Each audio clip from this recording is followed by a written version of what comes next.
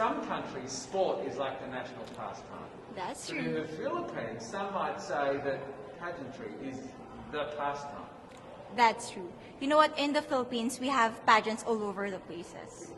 Yes, we have pageants in the barangay, in school, national, local. That's why we really love Miss Universe. It's like it's giving pride and putting the Philippines back on the pedestal. That's why there's an added pressure as a candidate coming from a pageant-loving country.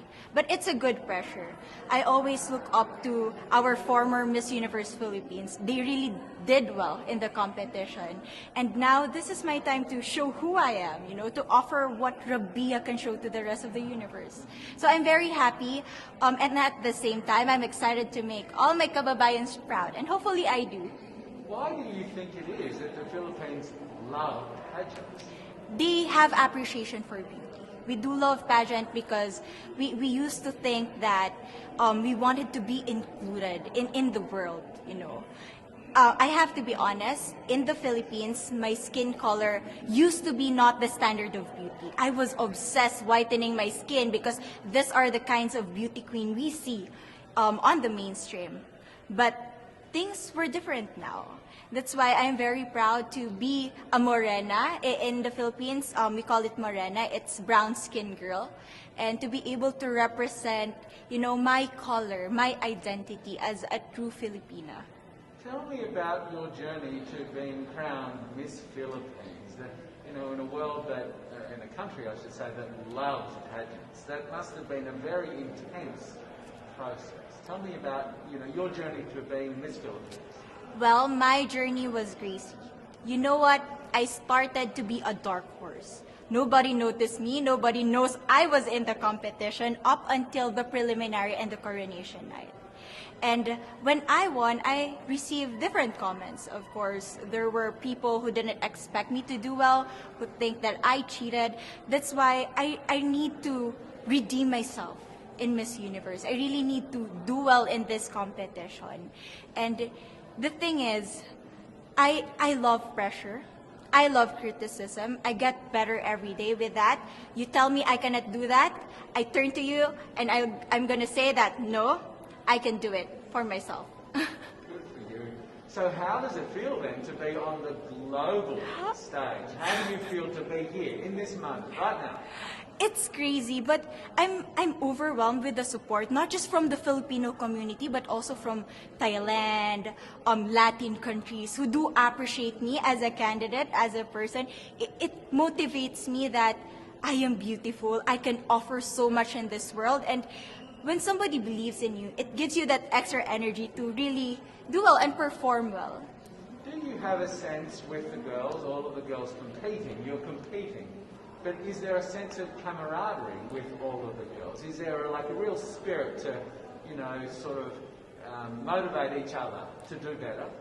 You know what? I have a different idea about Miss Universe. I thought it's going to be very competitive, in a healthy way, well, of course. But now I can see every girl helping each other, from fixing those hairs, from trying to zip up those outfits. It speaks of the closeness and the kind of camaraderie that we want to have. The goal of Miss Universe is not just to crown one girl, but also to build a genuine and long-lasting friendships among us. Would you say within the Miss Universe world, the contestants, is there a sisterhood? Are you sisters?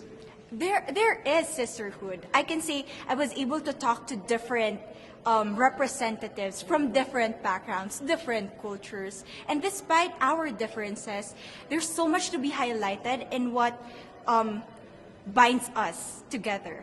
And that is because we want to empower women. We want to have our advocacies. We want to speak for the things that we love.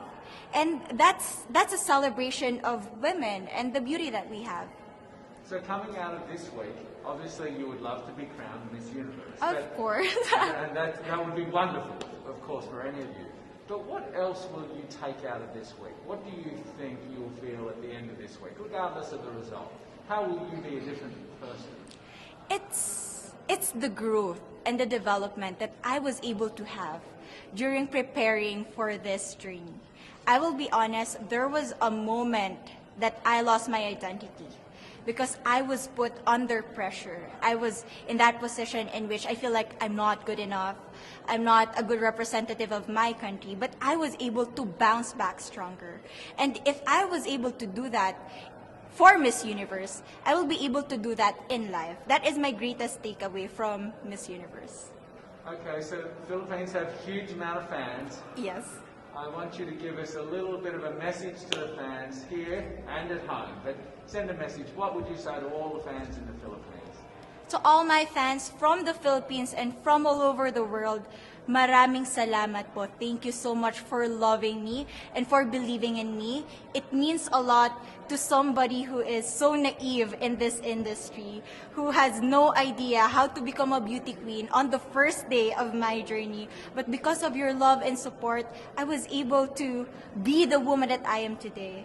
And regardless of the result, I may or I may not win the crown, but one thing is for sure, I'm gonna make you all proud.